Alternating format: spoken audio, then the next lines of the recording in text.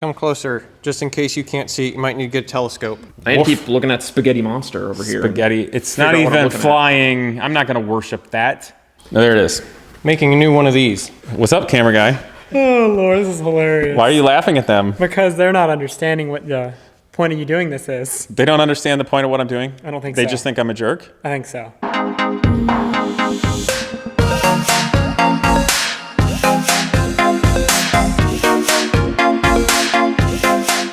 What's going on, people? So today we're back with a Genius Garage update on the Reynard IndyCar over here and doing the Honda K Series swap. Now, relating to that, I know that the internet is all about engine swaps. And LS swap the world! More Doritos! Twin turbo! V12 Miata! And frankly, a lot of those swaps are complete absurdity and actually not that greatly matched for the car. And it's for the sake of being nutty for YouTube and fun and building. But in the circumstance of this IndyCar, this particular chassis is an unbelievable piece of engineering. And maybe you want to come over here, you can see a little bit better. You guys keep doing you, you're fine.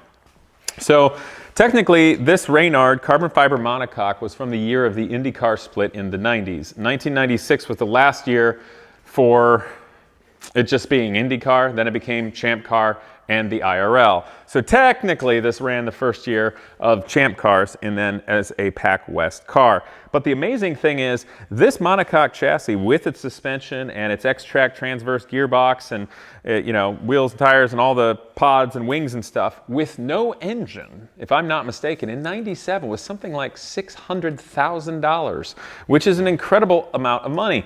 But I say that not because it matters, because it doesn't. These things are basically paperweights now and you can buy them cheap for like 20 grand because you can't do squat with them.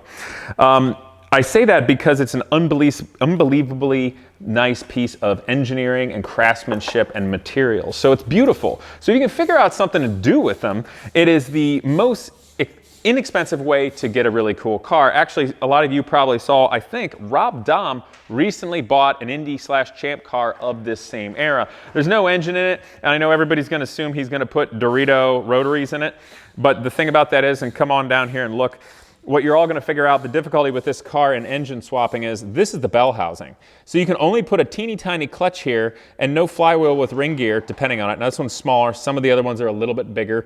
But a micro clutch, and this is how far it is from the bottom of the car, the center line, if you see. That distance is incredibly small, and a rotary, there's not enough room. And if you move this transaxle up and pan back out, go back, or not pan, or get out.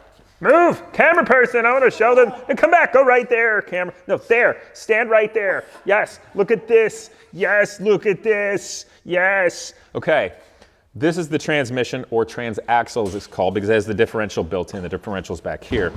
Now, in 97, they went from a longitudinal transaxle, which I will illustrate a similar one right here. This is from the early 90s. Come to the side and look at it. It's longitudinal, so all the gears are in this axis, like spinning in this axis. So the gears are back here behind the differential. And this is really strong and awesome, and it had an H pattern like the old days. This is sequential shift. So how this one works is there's a shaft that comes in, the input shaft from where the clutch is, and it goes to a bevel drive. And then all the gears are on shafts that go this way. So there's no ring and pinion per se.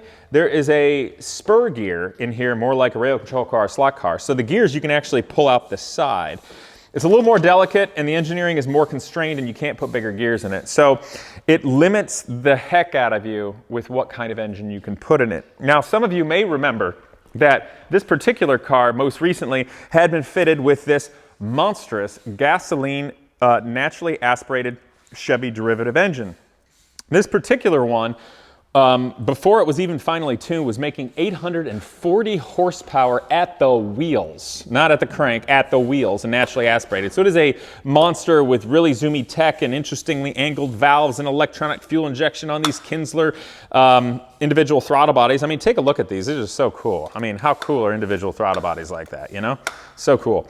But anyway, so this engine got hurt because the shop that had installed this particular one did a terrible, and this is going to sound crazy, they did a terrible job, and I don't think it's still on here, on mounting the alternator, and the alternator pulley was a little wobbly. So at high RPM, like 8,000 RPM plus, it was wiggling enough that it threw the V-belt got it up into where the belt was for the oil pump, for the dry sump, and boom, no more belt on the oil pump.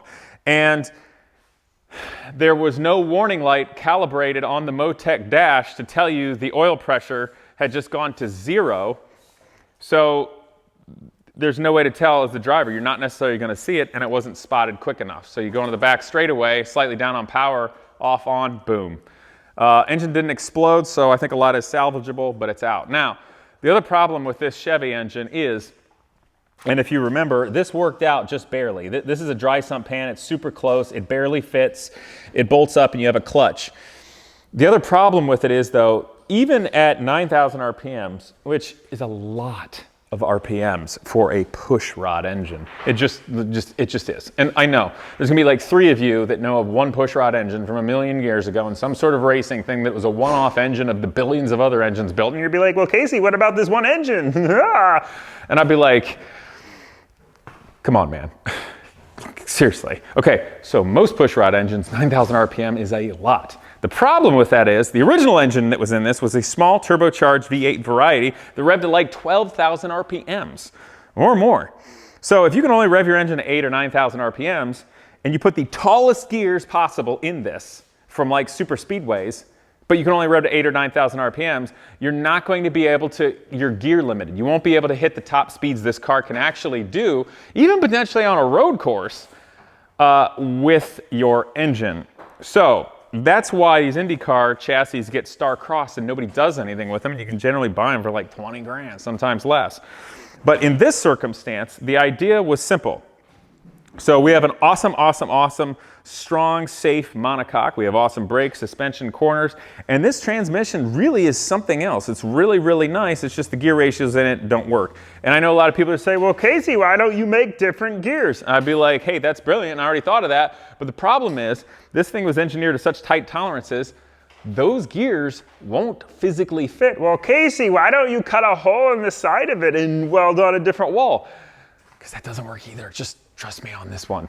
It's like the space shuttle was designed to be a space shuttle. It wasn't designed to be a puddle jumper and put in bay. Just saying.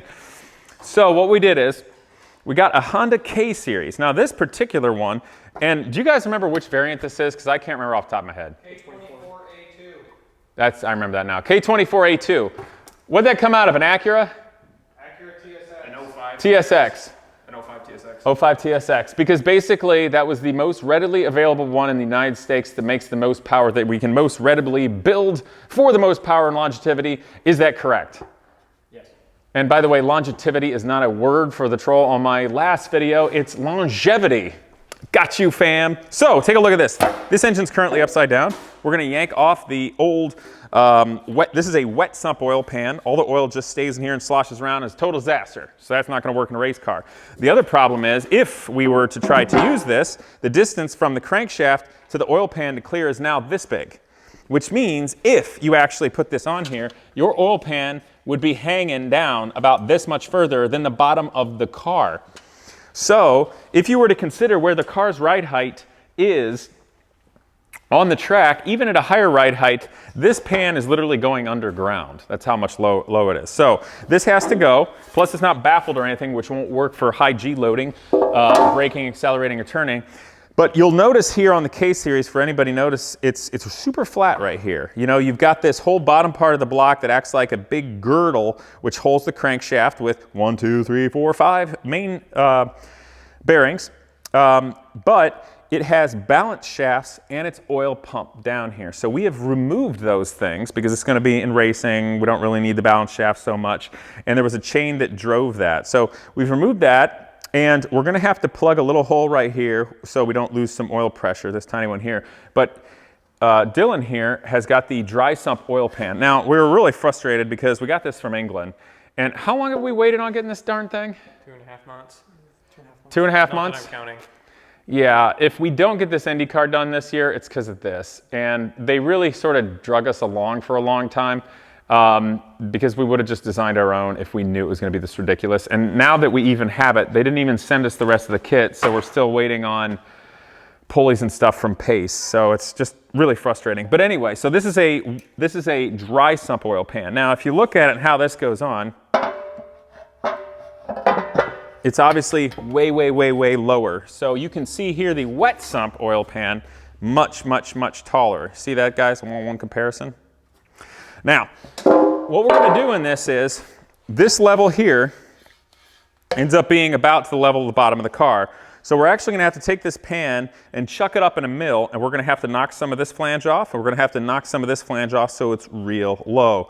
Now the beauty about this pan too, it adds extra structure, actual worthwhile structure to the bottom of the engine, and allows you to drill and make some more mounting points. If you want to come around the back of it, you can also see that. There's more mounting points that you can pick up on the engine. So I call this a pan that's okay to be semi-stressed. We were hoping it was going to be a little more robust. And if any of you guys have seen the Formula 4 cars that are currently racing in America, those used a detuned version of the Honda K Series. Yeah, I know it's a detuned engine. It's a frickin' race car. Just give them the stock one out of a Honda. What do you think? Well, I guess Formula 4 drivers are all just a bunch of rich kids bouncing off each other anyway. So if you gave them a stock engine, they'd just be bouncing off each other more. But on the plus side, you'd be selling more parts for the chassis manufacturer. But it's already a crash fest. But I digress. If Formula 4 cars use a K Series, which is largely a stress member, they have a monstrous pan on the bottom, and they work great. And which goes to show they must have done a great job engineering it, because those kids bounce off each other all the time. So we're going to do a similar sort of thing with ours for this Champ car. But this is only going to be able to be partially stressed. So we're actually going to most likely build a very fascinating steel cradle semi-monocoque thing below it, along with trunnion. So that currently is where the guys are in the engineering aspect of it. And Dylan, do you have the old clutch and the old flywheel off the Chevy? Yes, I just got them over here. So that he said small clutch. Yes. I don't come closer, just in case you can't see. You might need a good telescope. It's a small clutch. It's a small clutch, 4.5 inches. A lot of diaphragm pressure, and it's a 3-disc clutch, right? Yep. It's a 4.5-inch clutch. Yes. And if you want to see, come on over here. I'll show you how little room there actually is in the so-called bell housing of this transaxle. I mean, look at that. And this piece right here bolts directly to the output flange of the Chevy. So you guys can see how there's no room to put a starter ring gear or anything like that. So this is the reason why a lot of these Champ cars, you can't really make them in anything else, and you can't drive them on the street, because this is made only to be an absurd, wicked race car, and there's no real flexibility or consideration to do otherwise. Nope. Some of the cars from the early 90s or the 80s, they're, I don't want to say primitive, but they're a little less over-engineered, so you can make them into something else more readily. But this is what we've got going on. So we're still going to use this clutch, which is going to be way overkill for that motor, but we got it and it'll fit. It's our light switch. It is our light switch. And the positive thing about the K Series is, especially when it's dry sump, this engine was very inexpensive. We bought it as a good motor for like $850 off eBay. So, you know, in basically the stock tune here with just a basic tune, the headers, things like that, you'll be making low 200s power, maybe 250 horsepower, which will make for a perfectly nice little track car, and something that I hope the students that engineer it will have the opportunity to actually get in and drive in an environment where they'll be allowed. And a lot of people say, why don't you have the students drive the race cars? Because none of them have licensing to drive race cars. And if they do have licensing to drive race cars, they're probably some rich kid that can afford to go to school and do everything else somewhere else and don't need my help with Genius Garage. Plus, it'd be an insane liability.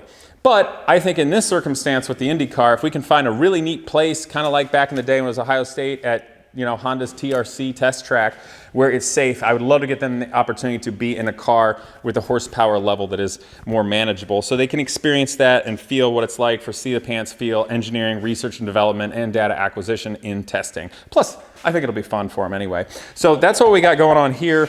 And it's tricky because this engine was not designed to go in something like this, and this chassis was not designed to have a different kind of engine, and that's exactly what we're doing. And it's why a project like this with Genius Garage is actually very fascinating, because the engineering that they and we are all doing here now is more engineering, fabrication, and research and development than a new IndyCar team actually does putting a new IndyCar together and taking it out to the track. One last thing I want to show you here, you'll see this big inch-thick piece of aluminum plate. This is the big adapter plate that was utilized to bolt the small block Chevy derivative to it. So these two big studs here, 2 here, and 4 down here, those are the only pieces of hardware that fasten the front section of the IndyCar to the engine and the rear. So the whole car is held together by these 8 bolts and studs. And then, so this aluminum here was made to adapt to the Chevy. It also had some extra tubes thrown in there, but that's basically it. What else you want to throw in? So Dylan, where are you at in the process right now, and what do you find most challenging? Well, so right now we're designing the new flywheel to adapt the clutch to this K Series engine, which will give us the dimensions we need to properly design the adapter plate so that everything fits together and that our clutch actually works and isn't just either always on or always off. And it's going to have to be darn precise because you're making a bunch of super tight tolerance stuff that has to be perfectly concentric work. Not to mention you have a pilot bearing for the support of the input shaft. Yep. And you've got to nail the thickness right, otherwise we're screwed with the clutch and the throw-out bearing. Yep. Cylinder. Okay. What's the most challenging for you with that right now? Right now, it's just, honestly, the most challenging part right now is these are the old flywheel bolts from the original K Series. These are not long enough to hold on the flywheel that I'm making. The proposed new one. Yes. Yeah. So right now the hardest part's finding longer ones of these. They're metric too. Yep. Can you get what you need through Aircraft Spruce? Some high grade aircraft stuff? I can look into it. I might try that. I don't know if they'll have metric though. But Okay. if not, we can. So hardware sourcing is your worry. What about the bearing? What are you going to do with the pilot bearing? Did you measure the input shaft? I measured the input shaft. It is 0.56 inches in diameter. Okay. So we can. Did you look for pilot bearings yet? I haven't yet. I'll Okay. have to look up what kind of tolerances we need to make sure it's a slip fit, not a press fit. Yeah, So that the way has it to be a spins. slip fit, but it's Yep. got to be a press fit on the OD. Yep. Okay. And then I can look for bearings. Okay, so when you figure out where you can get hardware and when you figure out the proper bearing, then you can design your flywheel. Yes. Okay, and by flywheel we mean puck adapter from the output flange to the clutch. It's not a flywheel. I can show you what part it is on the. You can take it off quick? Yeah. Yes, pull it out. Pull it. Oh, it's stuck. You're stuck. Oh, that's a problem. Oh, there it is. Making a new one of these. And that literally is the part that bolted directly to the small block Chevy's output flange. And literally this little bits here between where the studs were is where the friction material of the clutch disc actually was. This is the full diameter of the clutch disc. Look how tiny that is. It's 4.5 inches. Yeah, this is a light switch. And this clutch disc, I'll give you an example. So here's the clutch disc, right? And there's 3 of these things in there. There's the output flange of the Chevy. It's the size of the output flange of the darn Chevy. So it makes it tricky, and the reason you gotta precisely engineer all that stuff. Yes. And interesting factoid, looking for the spec sheet of this clutch, Yeah? it was only rated for 850 foot-pounds, which means if you tune that engine anymore, it's about ready to spin this thing. Granted, the car Wait. doesn't weigh much, so. What did it make for max torque on the dyno sheet? I said horsepower, not torque. I know. I think it was pretty close to 1-to-1, It was? if I remember right. I don't think it was that high, dude. It might have been like 600 something. Because horsepower is a derivative of torque, or a function of it over speed. Okay. It's going to be fun making this thing work for that little guy. Yeah, but okay, so let's talk about the problems. The problems are this doggone pan has set us back a long way, and we were getting ready on the Corvette. Yes. But fortunately, you got a friend that is willing to do the machining for us in short order. Yes. He's ready as soon as I have the files done. Okay, so what's your timeline on your flywheel final design? Well, as soon as I need to do some research on the pilot bearings so I can have the model finished up tonight. Okay, that's cool. And Let's decide on which pilot bearing we're using together. Okay. And the hardware too. sounds good. Just in case if you have trouble, maybe I know somewhere to source something better. Sounds like a good idea to me. Okay, and then we got to give Gavin crap to start figuring out the tuning for this motor beforehand. Oh yeah, now he can start working on the wiring. Yes! It's hard, y'all. It must be, because you haven't even started. I have been starting. I've been doing it at home. have? I can do it remote because it's all on my laptop. I can just plug it in, download stuff, and get to work. You're talking about theoretical wiring and not actual wiring. Well, I have the exact wiring from the car. That there's documents of it. So I've made Excel spreadsheets with all the pins and stuff. I know what needs to plug in where. And the hard part now will be, well, making a tune that doesn't blow it up when you first start it up. Dylan, come here. It's not copyrighted. He's drinking a Dr. Pepper. It's not Katy Perry or something. I don't know. By the way, did you see the cop that played, what's the blonde chick's name? That used to be country, now she's pop and just makes money. Taylor Swift, that tall blonde girl. This cop took his phone and played Taylor Swift music because there was somebody trying to antagonize him that he figured would put it on YouTube, so it'd be copyright music and it wouldn't be on YouTube. Wow. That's creative. It is creative. Okay, I digress. So, you ever not had a writing assignment done for school before? Oh, yeah. Yeah. Yeah, loads of times. Okay, so when you don't have something ready and the teacher's like, so where's your assignment? How you doing? What are the classic excuses? Dog ate it. Well, yeah, that's one. Also, I'm reading and doing lots of research, and I have all my notes. what else? Yeah, well, you can also get more creative and like I have the you tell papers them, in the printer, and the printer's right there. You can start telling them the research you've done can on type. it. You can tell them the content of your paper, and it makes them think, oh wow. But your they must be paper like was us. due. When? I didn't read the due date. I thought it was due a week from today. I thought it was due tomorrow. The camera guy is the best part right now, y'all. What's up, camera guy? Oh, Lord, this is hilarious. Why are you laughing at them? Because they're not understanding what the point of you doing this is. They don't understand the point of what I'm doing? I don't think They so. just think I'm a jerk? I think so. Do you think I'm a jerk? I think so. Damn it. Okay, let's see how long it takes to figure it. Here you go, camera guy. Okay. Camera guy, feel free to talk. Actually, help us out, camera guy. I mean, do you We're want learning me, together. do you want me to say the tune's not ready? Because the tune's not ready. What I don't about the know- I don't know wiring what I'm harness I said? Well, I've been waiting for you guys to like figure that out. Like, do we have a wiring harness for it? Can I actually start plugging stuff into it? You said and we did. Making stuff? I think it's laying under the table over there. Would you like to see my file? That's a strong statement. I think it's laying over there. Well, I've heard that we had one with the Point. engine. You know what I do? You guys, when I... Is there wiring over there? Oh, it's wiring. That's ready to go. Fire it up. I heard that we got like a whole new wiring harness that I could cut up. I like how he also said, I think the wiring harness over there, and he pointed. Because that, you know it's there. What I do is I like to go to a fast food restaurant when there's a menu, and what I do is I order something that doesn't exist but sounds good, and I point. Like, there it is. Don't like that. Okay, all right, now I get it. Okay, so this roundabout, really obnoxious way of me doing it is, so if he's working on that, we probably ought to get on that. Yeah. Yeah. But to be fair, we had other things going on. There were Like some a other race. things. Yeah. But to be fair, if we don't get a product done, then we don't get to do anything cool with it. That's true. Yes. So what should we do now? Time to start the manual labor. Yeah, it's time to start the hard stuff. The physical labor, I should say. Well, that sucks. I'm out. Later, loser. Okay, I'm back. I'm back. Back. So, Thought so. what do you think is the best part of this? What are you most excited about?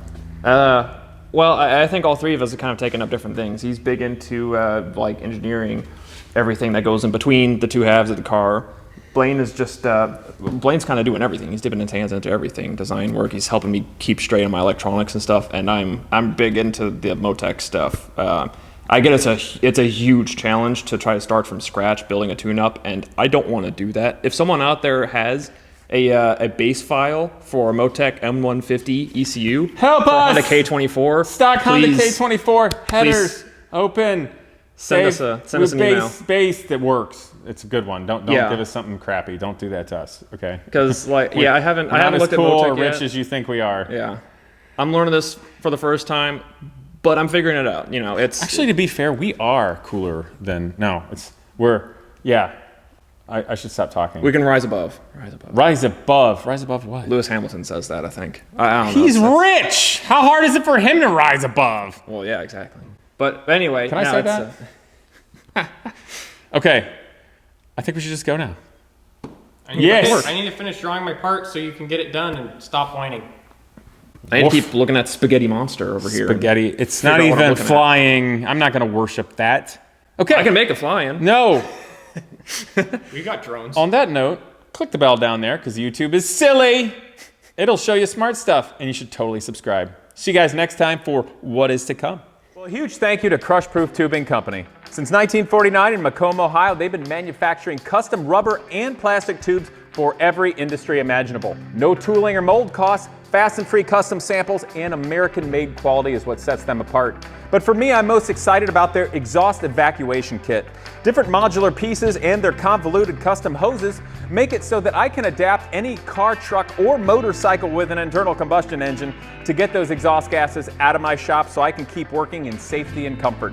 But beyond just that, they build a variety of hoses for a custom OEM world. You'll see stretchable drain tubing and bellows, as well as agriculture, medical, and military. So again, guys, Crushproof Tubing Company, crushproof.com, and go down in the description below to see where to get your free samples for industry or your exhaust tubing.